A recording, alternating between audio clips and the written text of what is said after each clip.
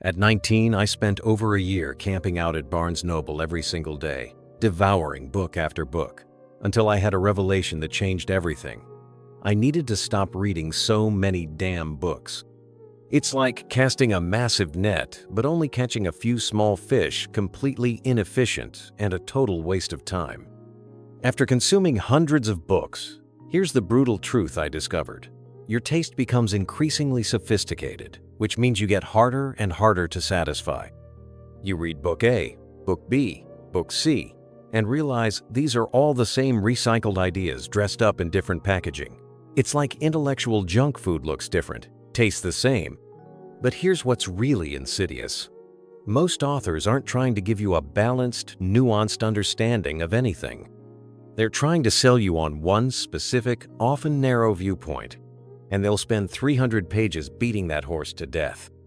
Instead of developing critical thinking skills and multidimensional analysis, you're essentially training yourself to become what we call a binary thinker. Everything is either A or B, black or white, with no room for complexity. And here's something I bet you've noticed. Most books and online content aren't designed to give you deep, actionable knowledge that actually solves problems. They're designed to give you exactly what you want to hear. Cal Newport, the computer science professor who wrote Deep Work, identified this perfectly. We're drowning in what he calls pseudo-work, activities that feel productive but create zero value. The fragmented knowledge we consume online is scattered, unsystematic, and often completely misleading. Why does this fragmented content spread so easily? From a communications theory perspective, it's all about emotional triggers. Content that makes people feel good emotionally gets shared, which means you need simple, one-dimensional takes that audiences can easily digest. If you try to present something with multiple perspectives and nuanced analysis, your video becomes too complicated and doesn't go viral. So most of what's trending online is specifically designed to trigger emotions rather than build understanding. The dangerous side effect? People, especially young people, can't distinguish between high-quality information and emotional manipulation.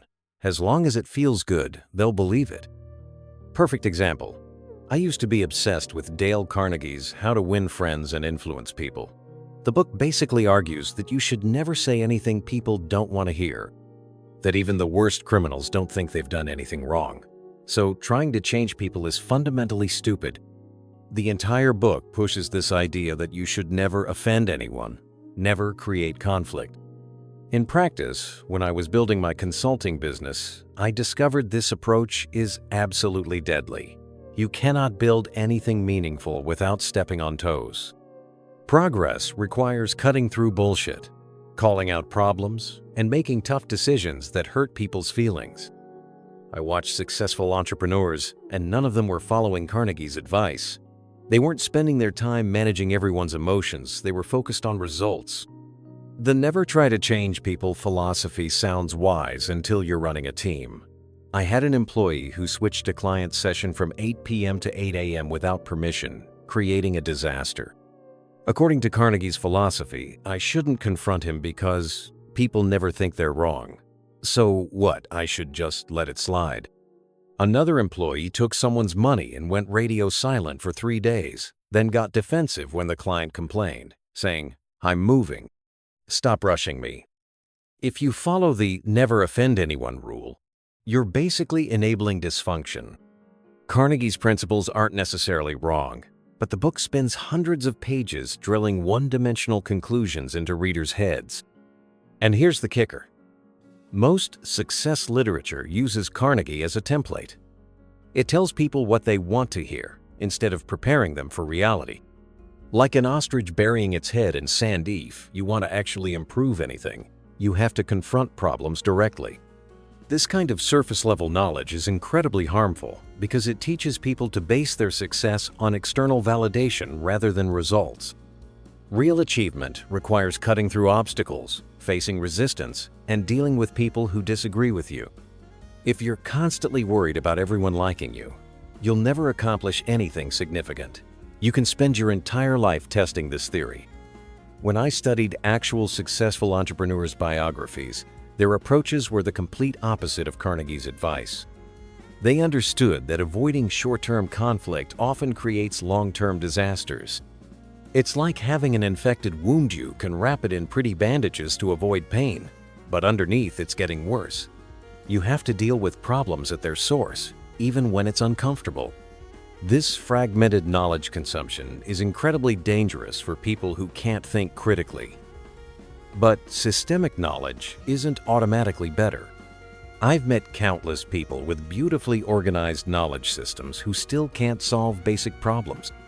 Take coding bootcamp graduates. Many can recite programming principles perfectly, but fall apart when you give them a real debugging challenge. Newport's research shows there's a huge difference between understanding systems and developing systematic capability. Think of human movement. It's a complete system requiring coordination between brain, eyes, spine, core, legs, and feet. Your eyes gather information. Your brain processes direction. Your spine adjusts posture. Your core provides stability. Your legs generate power. Your feet maintain contact with the ground. Most systematic learning just teaches you the components and their relationships. Using the movement analogy, if your brain is impaired, the whole system crashes. If your eyes can't see, you're stuck. If your spine is injured, everything breaks down. If your core is weak, you lose stability. The system is only as strong as its weakest component. Real capability isn't built by understanding systematic knowledge. It's built by developing each component to an elite level. After I figured this out, I completely abandoned the approach of consuming endless varieties of content and switched to something totally different. If you want to become genuinely capable of solving high-value problems, stop reading so many books. Using a geology metaphor, if the knowledge that actually matters is buried 20-30 feet underground, studying everything on the surface is useless. I used to bounce between topics constantly pick up in psychology, Monday, finance Tuesday, politics Wednesday, history Thursday, thinking I was becoming well-rounded. But all that surface-level knowledge is only good for cocktail party conversations. When someone asks a truly challenging question, you're exposed as someone who knows a little about everything and a lot about nothing. Real problems don't get solved by generalists. Which stock will definitely rise? How do you fix this psychological issue? These questions require deep expertise that you can't get from scattered learning. So I made a radical change. Instead of trying to know everything about everything, which actually means knowing nothing about anything, I focused all my energy on developing one capability to an elite level. Think of it as resource concentration, putting all your energy into one skill until it becomes genuinely scarce and valuable. When you develop rare, deep capability, you can solve problems other people can't solve, which means people will pay you for that capability. The scattered approach makes you compete with Google and YouTube, and you'll lose that competition every time. It's like the difference between running around on the surface for decades versus digging deep enough to hit gold. All that surface-level content will still be there after you've built something real. But your productive years won't wait around while you figure this out.